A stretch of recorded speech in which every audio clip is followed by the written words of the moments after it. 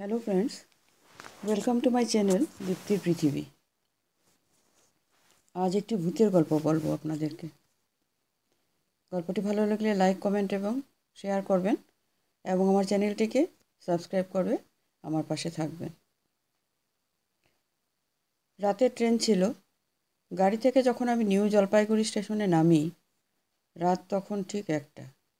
যাত্রীদের স্টেশনে নামিয়ে দিয়ে রেলগাড়িটি আবার চলতে লাগলো। আমার সহযাত্রীদের বেশিরভাগই আত্মীয়দের সঙ্গে চলে গেলেন। আমি মামাদের সারপ্রাইজ দিব বলে ফোন করিনি। সঙ্গে থাকা ব্যাগ দুটির একটি কাঁধে ঝুলিয়ে অপরটি হাতে নিয়ে স্টেশন মাস্টারের রুমের দিকে গেলাম। ভিতরে ঢুকতে দেখি সেখানে একজন লোক বসে আছে। উনি হয়তো স্টেশন মাস্টার। তাকে গিয়ে জিজ্ঞেস করলাম, এখান থেকে জলপাইগুড়ি কত দূর? তিনি উত্তর দিলেন, এখান থেকে জলপাইগুড়ি 40 কিলোমিটার রাস্তা। আমি তাকে বলি, এখন কোনো গাড়ি পাওয়া যাবে কি না? তিনি বললেন, কিছুক্ষণ আগেই একটি গাড়ি জলপাইগুড়ির উদ্দেশ্যে রওনা দিয়েছে। এত রাতে এখান থেকে জলপাইগুড়ি যাওয়ার আর কোনো গাড়ি পাওয়া যাবে না, তাই রাতটা কষ্ট করে এখানে কাটাতে। তার সাথে কথা শেষ করে ওই রুম থেকে বের হয়ে গেলাম। বাইরে এসে দেখি চারপাশটা কেমন ফাঁকা ফাঁকা, কোনো মানুষজন নেই। পাশের ওয়েটিং রুমে গিয়ে একটি চেয়ারে বসলাম। ভাবলাম মামাদের ফোন করে জানিয়ে দিই, তারা যেন আমাকে নিতে আসে। কিন্তু কী ঝামেলা দেখুন, মোবাইলটিরও ব্যাটারি শেষ। আর কোনো উপায় না দেখে চিন্তা করলাম, কোনো মতে আজ রাতটা এখানেই কাটিয়ে কাল সকালের দিকে জলপাইগুড়ির উদ্দেশ্যে রওনা হব।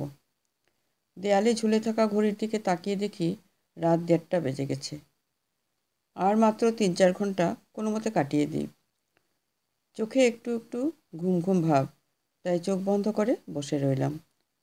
হঠাৎ এমন সময় একজন লোক এসে উপস্থিত। এসে বলল, স্যার কোথায় যাবেন? জলপাইগুড়ি যাব। কিন্তু তুমি কে? আমার নাম নরেশ, এই এলাকায় গাড়ি চালাই। ও তাই নাকি? আচ্ছা, তুমি কি জলপাইগুড়ি যাবে?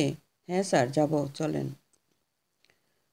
মনে মনে চিন্তা করলাম, কষ্ট করে স্টেশনে রাত কাটার চেয়ে গন্তব্যে চলে যাওয়া ভালো। তাই ব্যাগটা হাতে নিয়ে বলি, চলো নরেশ। মনে মনে ভাবলাম, যাক ভালোই হলো। হাঁটতে হাঁটতে নরেশের গাড়ির সামনে গেলাম।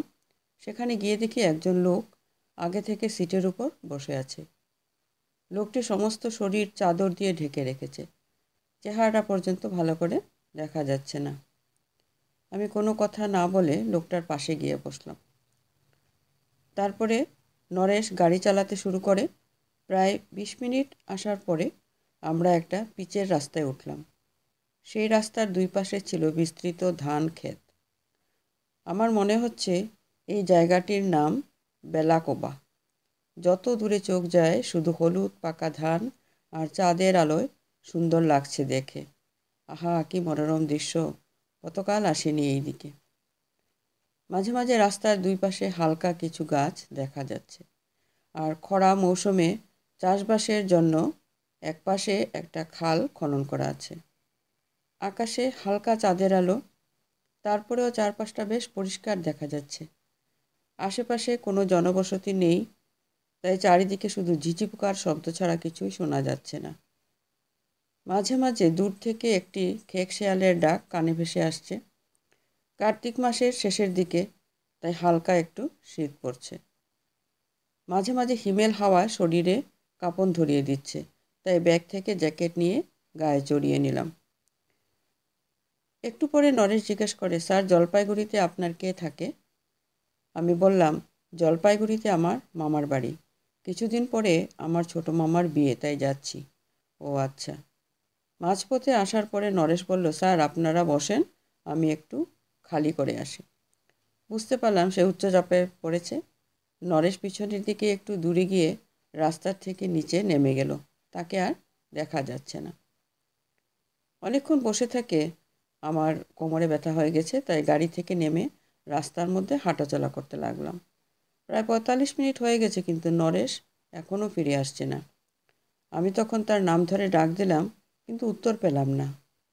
আমার মাঝে কেমন একটা টেনশন কাজ করছে, কিন্তু আমার পাশে বসা লোকটি কোনো সাড়া শব্দ নেই, চুপচাপ বসে আছে। ব্যাগ থেকে তখন টর্চ লাইটটা নিয়ে আস্তে আস্তে আলের নিচের দিকে গেলাম, কিন্তু সেখানে গিয়ে কিছু দেখতে পেলাম না। আস্তে আস্তে আরও একটু সামনে গেলাম। হঠাৎ লক্ষ্য করলাম খালের জলের রং কেমন যেন একটু লালচে দেখাচ্ছে।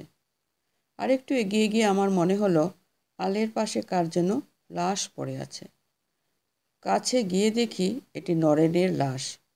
হে ভগবান, কে যেন তাকে গলা কেটে হত্যা করেছে, আর তার রক্ত গড়িয়ে খালের জলে মিশে সেটিও লাল হয়ে গেছে। এমন সময় লক্ষ্য করলাম ধান ক্ষেতের মাঝখান থেকে কিছু একটার শব্দ হচ্ছে। একসময় শব্দের তীব্রতা বাড়তে থাকে। বুঝতে পারলাম ধান ক্ষেতের ভেতর দিয়ে কিছু একটা এগিয়ে আসছে।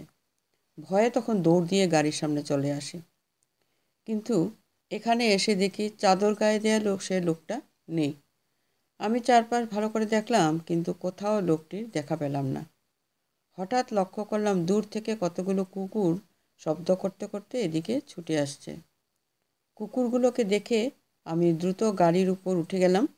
কুকুরগুলো গাড়ির সামনে এসে কান্নার সুরে ডাকতে শুরু করে। মনে হচ্ছে কুকুরগুলো কিছু একটা দেখে ভয় পেয়েছে, তাই ওই দিকে এক দৃষ্টিতে তাকিয়ে রইলাম।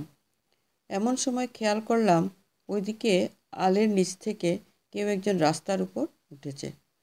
হাতে থাকা টর্চ লাইটটি সেদিকে ধরলাম। দেখি রাস্তার উপর এক মধ্যবয়সী মানুষ দাঁড়িয়ে আছে। মুখে আর পোশাকে রক্তমাখা দাগ, চোখ যেন জ্বলজ্বল করছে, আর এক দৃষ্টিতে এদিক ওদিকে তাকিয়ে আছে। এবার বুঝি আমার পালা। মাথার সব বুদ্ধি যেন হাঁটুতে নেমে গেছে। এই লোকটি হয়তো নরেশকে খুন করেছে। লোকটিকে দেখে কুকুরগুলো ভয়ে সামনের দিকে দৌড় দিল। আমি তখন কি করব বুঝে উঠতে পারছিলাম না। এদিকে এই ভয়ানক দৃশ্য দেখে আমার হার্টবিট খুব বেড়ে গেছে। চিন্তা করলাম ভাগ্যে যা থাকে থাকুক, ব্যাগটা নিয়ে সামনের দিকে দৌড় দেব, কারণ এই ব্যাগটিতেই আছে নতুন মামির জন্য এক বিশেষ ডায়মন্ড জুয়েলারি। তাই ব্যাগটি হাতে নিয়ে দিলাম একটা দৌড়। কিছু দূর আসার পর খেয়াল করলাম সামনে দিয়ে একজন লোক হেঁটে যাচ্ছে। দ্রুত তার কাছে গেলাম। কাছে গিয়ে দেখি এটি গাড়ির সেই চাদর গায়ে দেওয়া লোকটি। তাকে দেখে মনে কিছুটা সাহস পেলাম। লোকটিকে বললাম, দাদা, আপনি হেঁটে চলে আসলেন? ওইদিকে কে যেন নরেন ড্রাইভারকে খুন করেছে। লোকটি গম্ভীর গলায় উত্তর দিল, তাই নাকি? এই প্রথম আমি লোকটার গলার আওয়াজ শুনতে পেলাম, কিন্তু আওয়াজটি আমার কাছে অতি পরিচিত মনে হচ্ছে। মনের মাঝে কেমন একটা খটকা লাগে। তাই লোকটিকে বলি, দাদা, আপনি চাদর দিয়ে এভাবে মুখ ঢেকে রেখেছেন কেন? আপনি কি আপনার চেহারাটা দেখাবেন? আমার কথা শেষ হওয়ার পরে লোকটি রাবণের হাসি হাসতে হাসতে বলেন, মুখ দেখবি? তুই মুখ দেখবি? এই দেখ। এটি বলে তার মুখ থেকে চাদর সরালেন। চেহারাটা দেখে আমি হতভাগ হয়ে গেলাম। এটা কিভাবে সম্ভব? একটু আগে মারা যাওয়া নরেশ ড্রাইভার তার হাতে কাটা মুন্ডু নিয়ে ঘুরছে। আমার সব অঙ্গ প্রত্যঙ্গ দুর্বল হয়ে যাচ্ছিল। আমার মুখ থেকে তখন আর কোনো কথা বের হচ্ছিল না। একসময় মনে হলো আমি জ্ঞান হারাতে যাচ্ছি। তারপরে আর কিছু মনে নেই। জ্ঞান ফিরে আসার পর দেখি আমি মামার খাটিয়ায়। মামাবাড়ির সবাই আমার চারপাশে বসে আছে, আর কে যেন আমার মাথায় জল ঢালছে। পরে জানতে পারি কাল রাতে আমার সঙ্গে যা কিছু হয়েছে সেটি আসলে একটি অতৃপ্ত আত্মার হত্যালীলা। বছর 10 আগে নাকি নরেশ নামে এক ড্রাইভার যাত্রী নিয়ে জলপাইগুড়িতে যাচ্ছিল। ঠিক ওই জায়গাটিতেই গাড়ি থামিয়ে সে পেট খালি করার জন্য নামে। তারপর আর সে ফিরে আসেনি। পরের দিন ধানক্ষেতের খালের জলে তার গলা কাটা দেহ উদ্ধার হয়। তার মৃত্যুর পর সেই যাত্রীদের আর খোঁজ পাওয়া যায়নি। এই নরেশ ড্রাইভারটির গাড়ির স্টেশনের ভাঙ্গা গাড়ির গোডাউনে রাখা হয়েছিল। যেহেতু তার কোনো আত্মীয় ছিল না, সেহেতু কেউই তার অন্ত্যেষ্টিক্রিয়া সম্পন্ন করেনি, যার ফলস্বরূপ তার আত্মা আজও সেই ভয়ঙ্কর রাতের দৃশ্য গভীর রাতের যাত্রীদের সাথে পুনরাবৃত্তি ঘটায়। সেই আত্মাটি হয়তো মুক্তি খুঁজে।